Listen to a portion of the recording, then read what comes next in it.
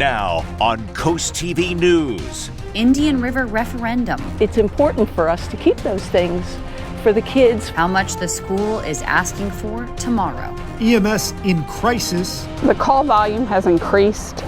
However, the funding has not. Georgetown's ambulance crews overwhelmed, underfunded, what leaders say must happen. Leery of light pollution. It does create a problem for us. Fenwick Island looks to dim the glare. This is CoastTV News at 6. An ambulance heads out to a call, but they say they're in need of help of their own. Good evening. I'm Madeline Overturf. And I'm Charlie Sakaitis. Welcome to our News at 6. We begin tonight with continued coverage of an in-depth financial review on fire companies in Sussex County. The 542-page report shows how the financial health of every fire department varied widely from doing moderately well to living hand to mouth. CoastTV News reporter Emma Aiken is live in Milton. Emma, you're at one of the fire departments that scored the lowest. Charlie, here in Milton, they say they're on the lower end of the scale due to massive renovations that they're still paying off. This paper here shows you how fire companies are ranked on a red to green light scale. As you can see, none ranked green. Most, like Milton, ranked orange. Some got yellow, a little bit better, and one got red. That's Dagsboro, but consultants say that's a technicality due to a loan repayment, and one company chose not to participate in the study. That's Mid-Sussex. And we spoke with one other company today who ranked among the lowest. Answering a call. The call volume has increased. However, the funding has not. That's what American Legion Georgetown EMS did 3,841 times in 2024. We're well overdue for a new building, but we do not have the funds to build that building. We actually need to add a third crew for daytime to cover the district because we have so many calls, but we don't have the place, the room to put those crews in here. That's Captain Diana Loeb, and she says it's a struggle, which is why she says their low financial health grade that Facets Consulting presented to the county came as no surprise. We have a large population in Georgetown that are underinsured or do not have insurance, so it's hard to collect from that patient that's been transported when they don't have the means to pay the bill. So we end up not collecting for some of our transports. According to consultants, an even worse financial health grade than American Legion was the Memorial Volunteer Fire Company in Slaughter Beach. And we spoke with the chief on the phone. He said right now they have no comment and they need more time to digest the report. The report recommends a number of changes for all departments, including more county oversight and a fire service fee. Loeb says that would help. A lot of people relocate here, they retire here, and they come from somewhere that already had that tax included in their property taxes. We don't have that in Sussex County. So a lot of people think they're already paying that tax, and they're not. American Legion trying to plan for a safe and secure future, but Loeb says it feels like they're stuck in the past. And here's something else important to note. Most departments are ambulance and fire, so they can share funds if needed. That's not the case for two, Georgetown EMS and the Long Neck area. And American Legion told us today that makes it tougher for them compared to combination departments like here. Reporting live in Milton, Emma Aiken, CoastTV News. Now, as far as Dagsboro Fire Company, who was the only department in the red there, consultants and the president of the fire company tell us it's because they're repaying their loans sooner than they need to, which Dagsboro says they have been financially advised to do. So on paper, Dagsboro Fire and consultants say it looks worse than it actually is. Something else worth noting, the Mid-Sussex Rescue Squad did not participate in this study. This is the same department that was investigated for financial misconduct back in 2018, where, according to the Delaware State Auditor, over $100,000 was misused by the former treasurer.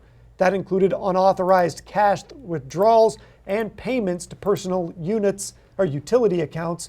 The treasurer was removed for life. And let's go back to that bill that would allow for a fire service fee. House Bill 127, signed back in August 2024.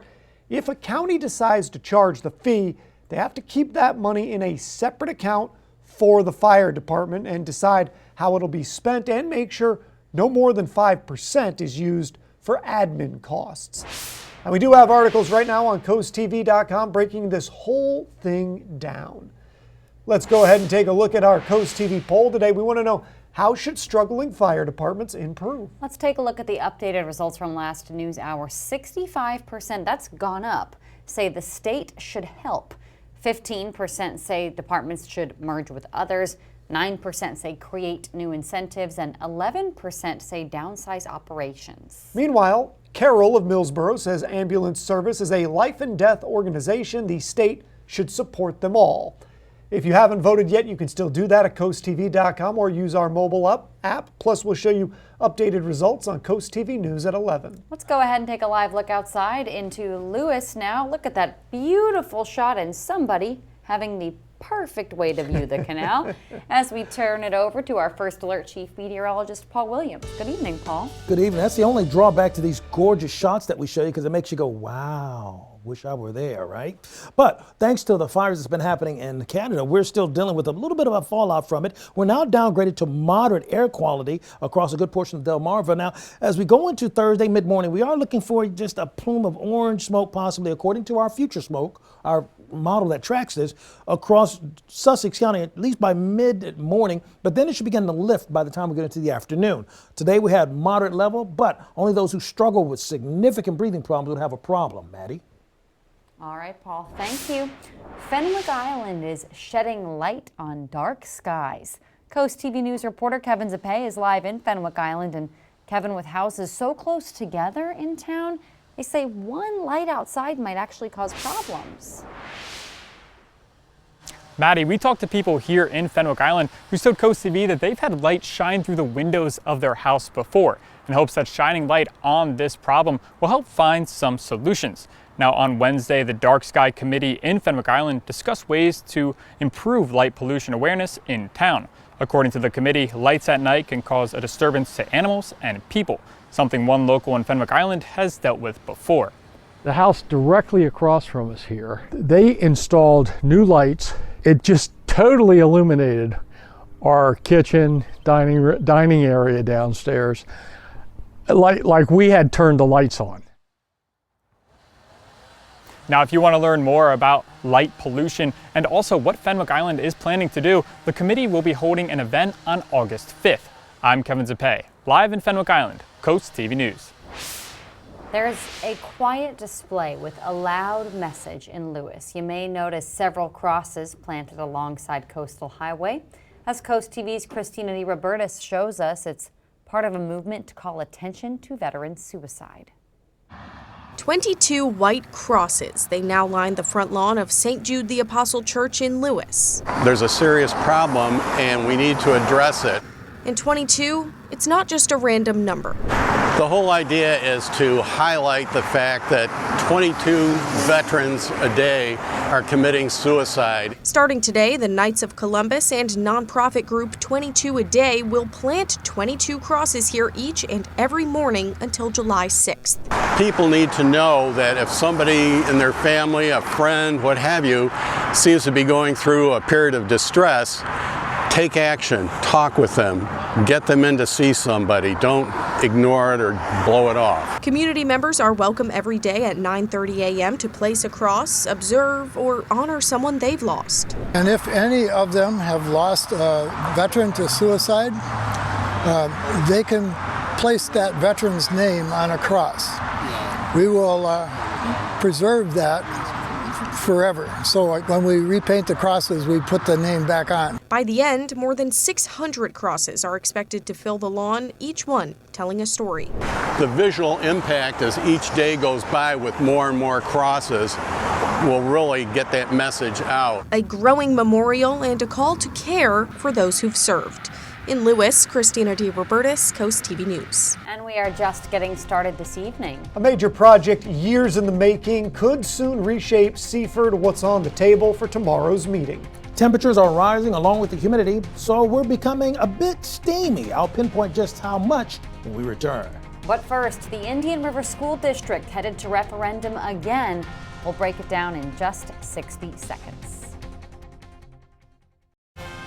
This is Coast TV News at 6.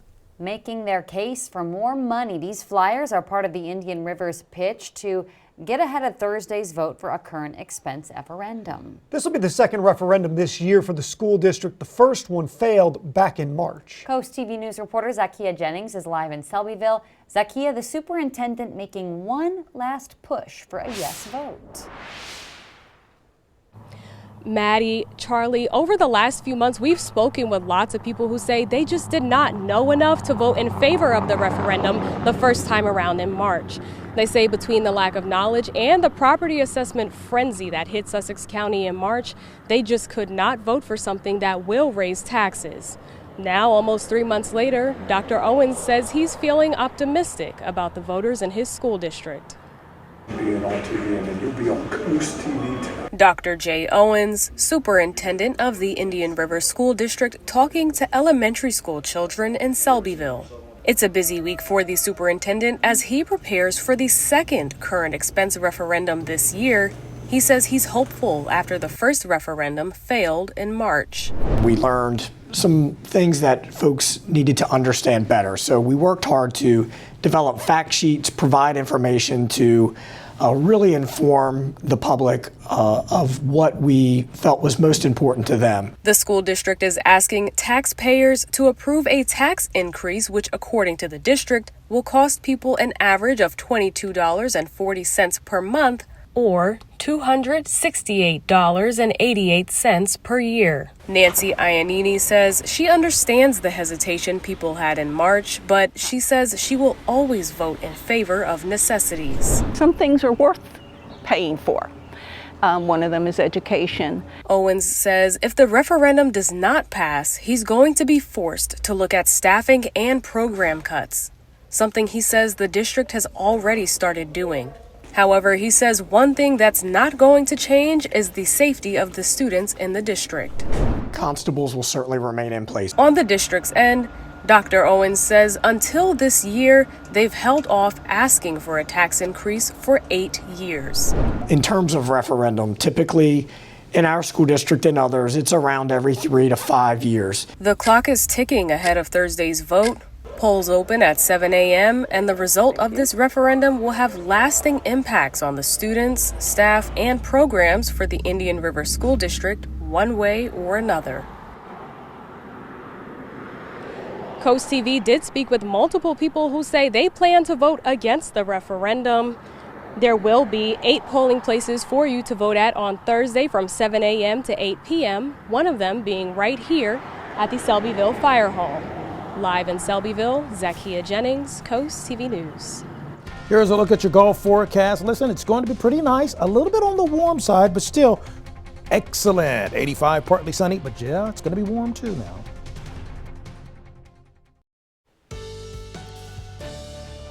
Profound sunshine is what we had an opportunity to enjoy all day long. We had a little bit of concern with air quality, but it's not major. But we are keeping a close eye on it because we were downgraded to just moderate for today, but it should get a little better next couple of days. In Lewis, as you can see, Old Glory flying here, 88 degrees in Lewis. That's impressive. For us, we're looking at 82 by 7 o'clock, but we'll drop down to 75 as soon as the sun goes down, and 9 o'clock.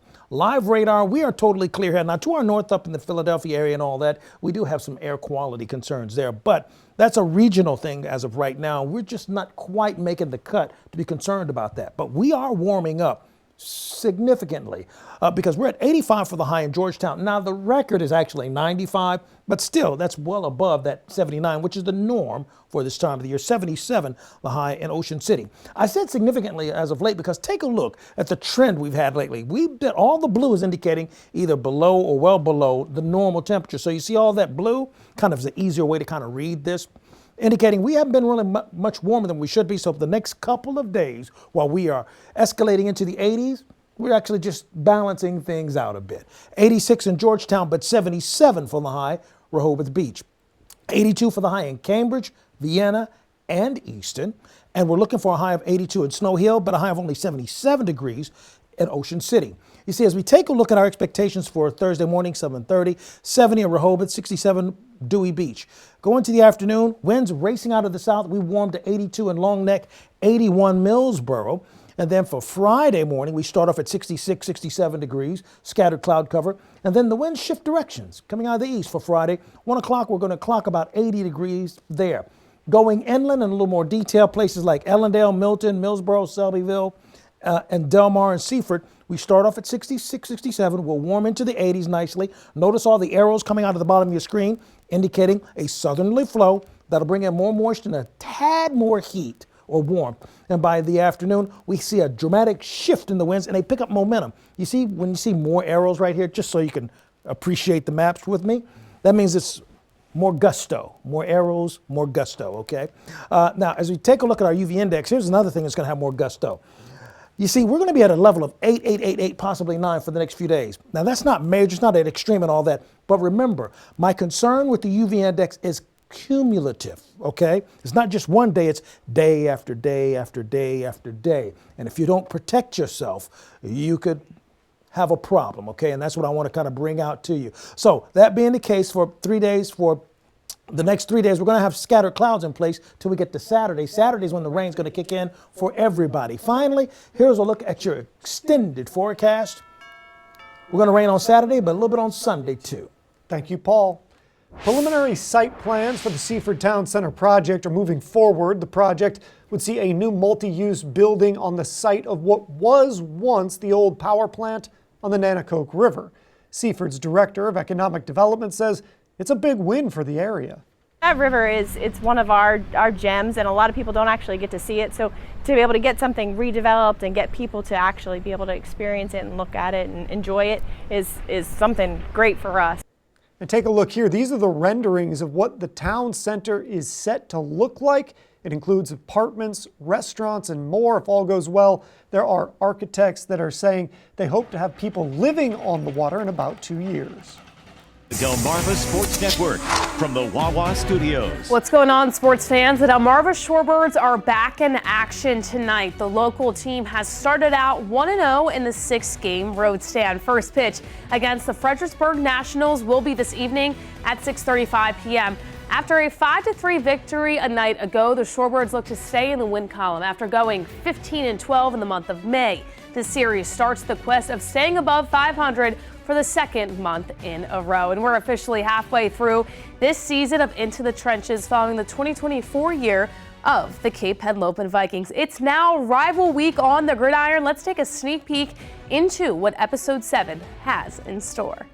On the next Into the Trenches. It's just as much as a mental thing as a physical thing. I sometimes think about, okay, well, what if this kick is to win the game? I think the last 15 were 13-2 in favor of Central. This is probably the biggest regular season game in Delaware football right now. One of my real goals is to make that game a rivalry heading forward. Into the Trenches, a new voyage on the Delmarva Sports Network and DSN Plus, sponsored by Preston Automotive. That's for sports. Have a great night, everybody. Our umbrella giveaway winner, Kay Madigan of Lewis. Congratulations, courtesy of Paul Davis Restoration Home Remodeling. Keep up with your forecast by calling our weather line. Your forecast is just a call away. Sponsored by the law offices of Bruxted, Mandalis, and Federico. And finally, here's a look at your exclusive 10-day forecast. We're going to clock 85 on Thursday, 82 on Friday, and then Saturday, in comes the rain. All right, Paul, thank you, and thanks for joining us here for Coast TV News at 6. For more news, more local weather, download our Coast TV News app. The NBC Nightly News is up next. And we'll see you later tonight for Coast TV News at 11. Have a great evening.